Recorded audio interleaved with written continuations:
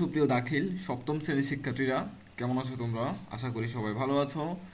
তো আজকের এই ভিডিওতে আমি তোমাদের সাথে শেয়ার করব আকাইদ ও ফিকহ নিয়ে একটি চূড়ান্ত সাজেশন।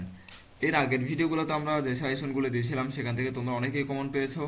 সো তোমাদের কমেন্টের ভিত্তিতে আজকে আকাইদ ও ফিকহ তৈরি করা।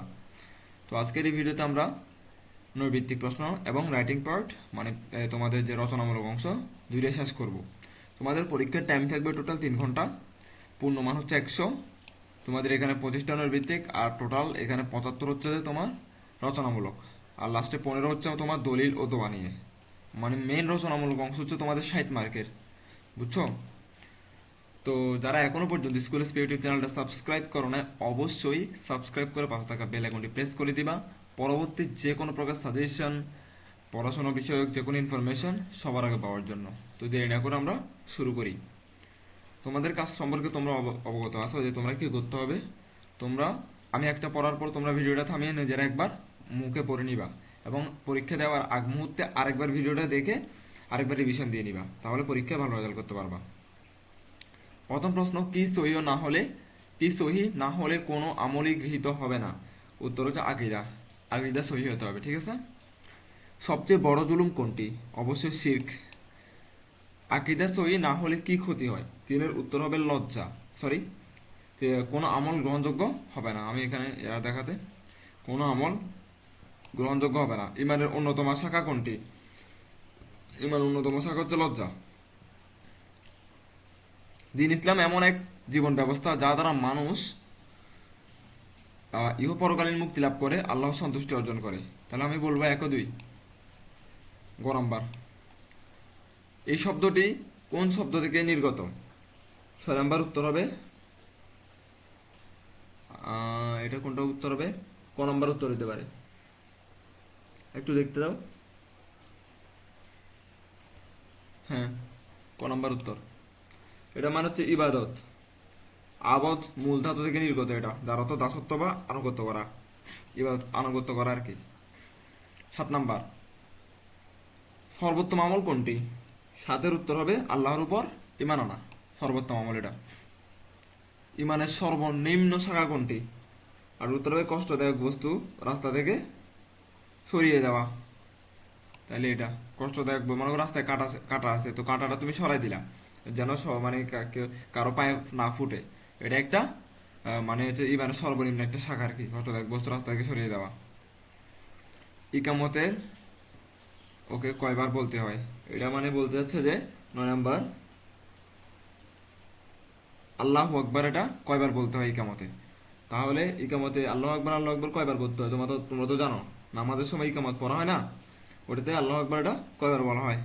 4 বার বলা হয়। এরপরে 10 নম্বরে আসো।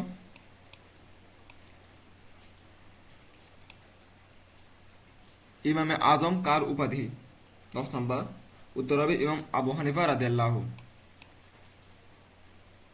দেখা যাচ্ছে। 11 নম্বর, ইমাম আবু হানিফা রাদিয়াল্লাহু এর সংকলিত হাদিস গ্রন্থের নাম কি? 11 উত্তর হবে কিতাবুল আসার। আমি বলতে পারবো তাহলে কোনটা এটা? কিতাবুল আসার কোনটা বলা যায়? এটা মেবি এটা হবে গ নাম্বার, কিতাবুল আসার। এরপরে 12 নাম্বার, নাজাসাত প্রধানত কয় প্রকার? নাজাসাত প্রধানত 2 প্রকার। তারপরে 13 নাম্বার, আরবি শব্দ হাদিস শরীফের পরিবর্তে কি শব্দ ব্যবহৃত হয়েছে? 13-এর উত্তর হবে এটা হইতে পারে, হ্যাঁ এটা, মানে খ নম্বর উত্তর হবে 13-র, ঠিক আছে। পানির মৌলিক বৈশিষ্ট্য কয়টি? 14-র উত্তর হবে 3টি, খ। তারপর পেশাব পায়খানার পর ঢেলা কুলুখ ব্যবহারের হুকুম কি? 15-র উত্তর হবে সুন্নত, গ। তায়াম্মুমের সুন্নত হচ্ছে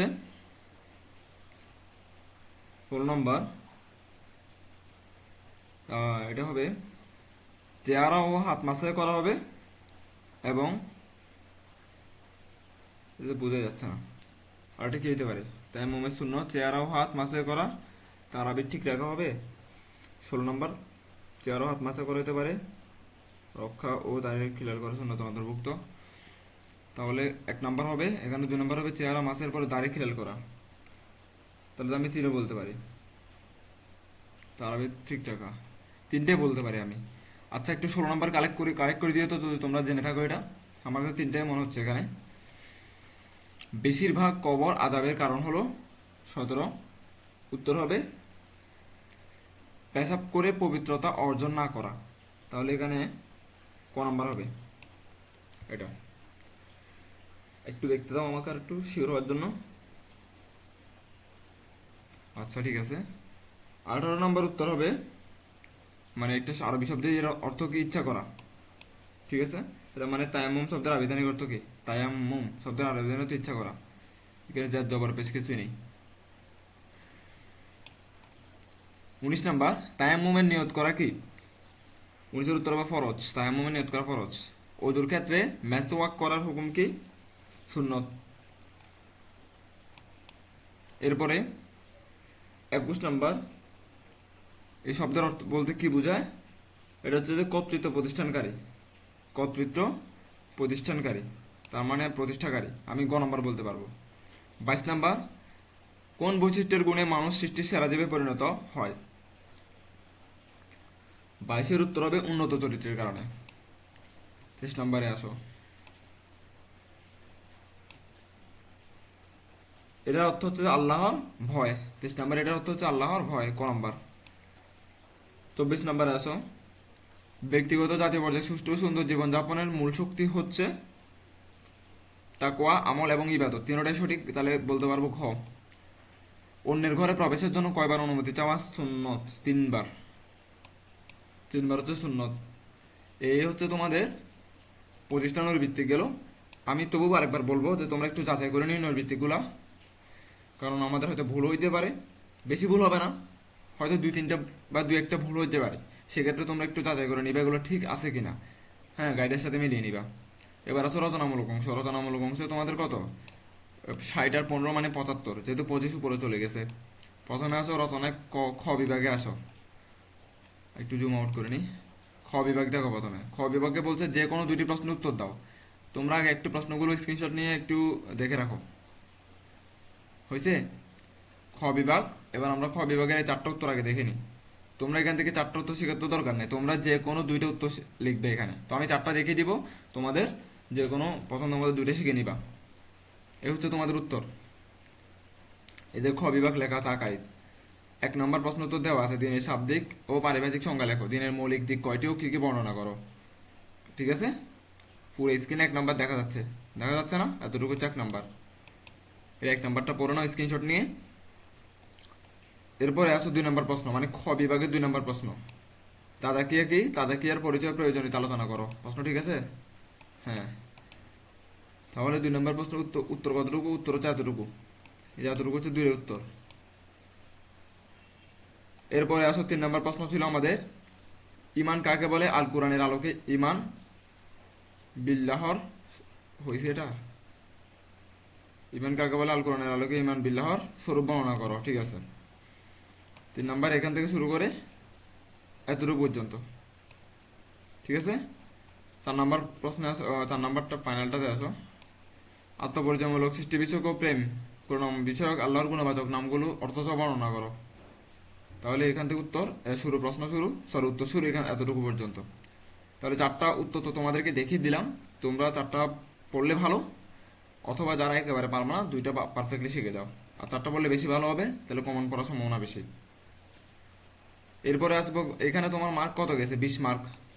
একটাতে 10 করে, 2টাতে 20 দিবে। গ বিভাগে বলছে যে কোনো 3টি প্রশ্নের উত্তর দাও। এখানে এটা ফিকা নিয়ে, একটাতে 10 করে, 3টাতে 30, তাহলে 5, 6, 7, 8, 9, এক স্ক্রিনে সব দেখা যাচ্ছে একেবারে।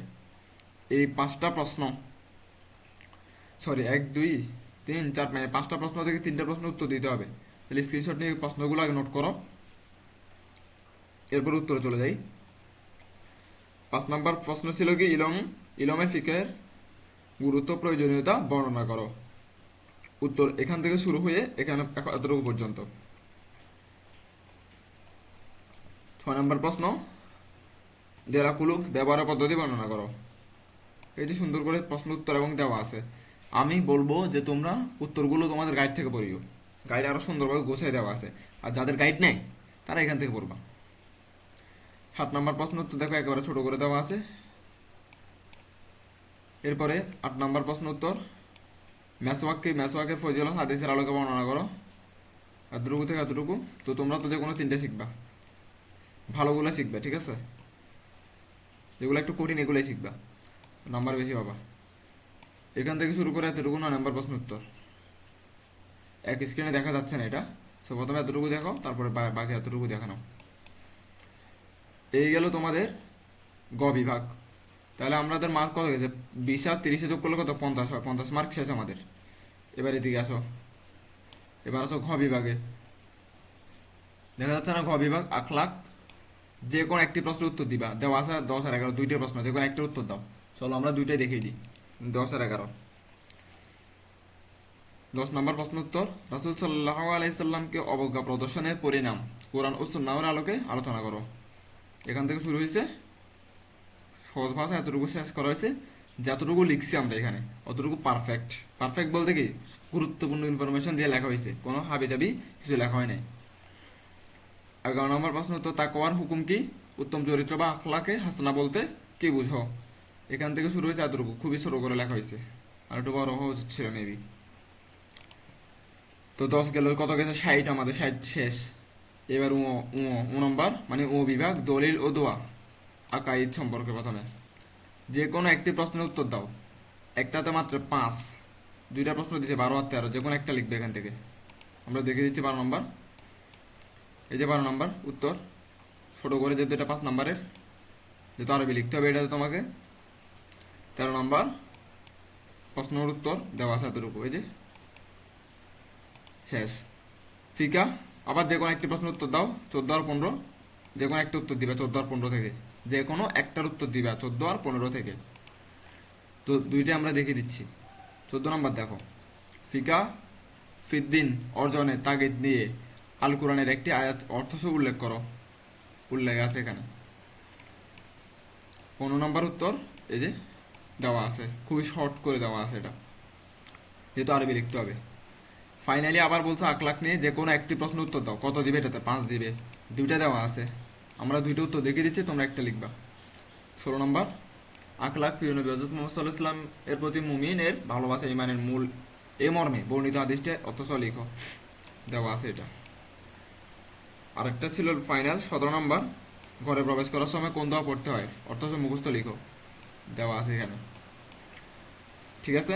কোনো প্রকার যদি ভুল ত্রুটি হয়ে থাকে আরবি লেখার ভিতরে বা বাংলা অর্থের লেখার ভিতরে, অবশ্যই সেটা কমেন্টে জানাবা, কারণ আমরা এক্সপার্ট না আরবিতে, ঠিক আছে? সো এটা তোমাদেরকে বুঝতে হবে, সবাই তো আর এক্সপার্ট হয় না এগুলাতে। তো আমাদের মনে হয় শেষ, এরপরে আর নেই। এটাই তোমাদের ফুল একটা সাজেশন ছিল। এখান থেকে তোমাদের কমন পড়বে এটা 100%।